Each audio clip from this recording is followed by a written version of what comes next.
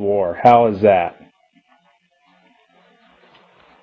And this revealing article continues to say, listen to the Holy Father. We have 2,000 years of experience at this. Yeah, persecuting the saints and anybody didn't go along with them ever since the Roman Empire through the Inquisition years of the Holy Roman Catholic Church up to this time. Sure, they got lots of experience, so we need to listen to our Holy Roman Empire, the Holy See. This is Time Magazine, September 16th, 1957, and here you have a quote right underneath the Black Pope. It says, would John Adams still cry damnation? And as you can see this article, there's the Black Pope at that time in 1957. Then you read down here what John Adams says. John Adams, the founding father, says, if ever there was a body of men who merit eternal damnation on earth and in hell, it is this society of loyalists. And there you go. The founding fathers knew who the enemies of America were. This is a book by Thomas Paine called Common Sense. And on page 33, he says this, but Britain is the parent company, say some, but it happens not to be true, or only partly so. And the phrase, parent or mother country, hath been Jesuitically adopted by the king and his parasites with a low apostolical design of gaining an unfair bias on the credulous weakness of our minds. Europe and not England is the parent country of America. This is out of Thomas Paine's book, Common Sense, page 33. He says here, it's been Jesuitically adopted by the king and his parasites with a low apostolical design of gaining unfair power. Again, he says it's Europe and not England that is the parent country of America. So it's basically the popes and his Jesuit power that's gained control of America. On page 31 of the same book, Thomas Paine goes on to say, politics is struck. A new method of thinking hath arisen. All plans, proposals, etc., prior to the 19th of April is to the commencements of hostilities. Now we're going to find out what April 19th is all about. Why is April 19th so important? Look what happened on April 19th, 1993. We had Waco. April 19th, 1995, we had Oklahoma City bombing. Let's go on to see what else has happened. President Franklin D. Roosevelt, right here, announced the United States will be abandoning the gold standard. Look what else happened on April 19th. We had the American Civil War. In 1775, we had the American Revolutionary War. What is so important about April 19th? And then we go right up here, and here we find out April 19th is the beginning of Protestantism, or Protestant movement. And it all started by Martin Luther. Martin Luther. And here you go on to say, in 1529, at the Diet of Speyer, a group of rulers, Germany, and independent cities of Germany protested reinstatement of the Edict of Worms, and this was born the beginning of the Protestant movement. And so, look what happened on April 19th. April 19th is the beginning of the Protestant or Protestant movement against the Catholic Church. Now you know why April 19th is so important. So out of that, we have the American Revolutionary War, the American Civil War, we have abandoning the gold standard by Roosevelt, Waco, Oklahoma bombing, and look what happened in 2005 here.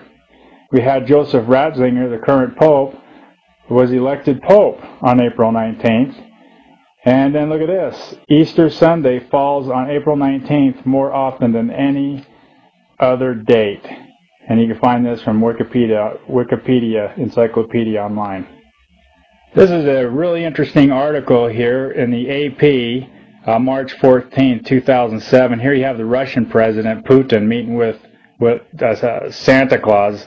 He's the Pope, the current Pope, Benedict. Anyway, look what the article goes on to say. It says, Benedict wished Putin a warm welcome to the Vatican in the Pope's native language, the language of their talks. I didn't know Putin and the Pope spoke native language. German was their native language. They spoke to one another. It's interesting how it all comes together. I'm going to show you a few things out of this book called Hitler's Pope. Inside the book, this is a photograph of the signing of the Third Reich. And right here in the center of the picture is the man who spurred on the Third Reich, the signing of the agreement, the concordant between the Catholic Roman Church to govern over Germany. That's what the Reich is. His name is Perseles. He presides over the signing of the Reich Concordant at the Vatican on July 20th, 1933. Okay, this is really big. Pay attention to this. This is Perseles right here on his coordination day, March 12, 1939, on the eve of World War II. And look at this. Here he is being inaugurated as Pope on the eve of World War II, and the next day he has the Holy Crusades against Europe. And so he's the one who signed the Third Reich and who spurred it on. And then years later, in 1939, on the eve of World War II, he starts the Holy Roman Crusades once again. Pope Leo the 12th had the above medal minted in 1825. And as you can see here on the back of the medal here, this word that reads around the block, Sedet Super Universalum, declaring her seat of authority as universal over the entire globe. And here he is sitting on the globe. She's sitting there. And here she has the sun and the bell sun symbol. And here she's holding the golden cup in her hand, just like in Revelation 17 talks about. Okay, pay attention to this. This is very important. The Pope had two special forces, the Knights Templar, that was formed in 1118, and the Knights Hospitallers, that was formed in 1113. Now this is out of the dictionary.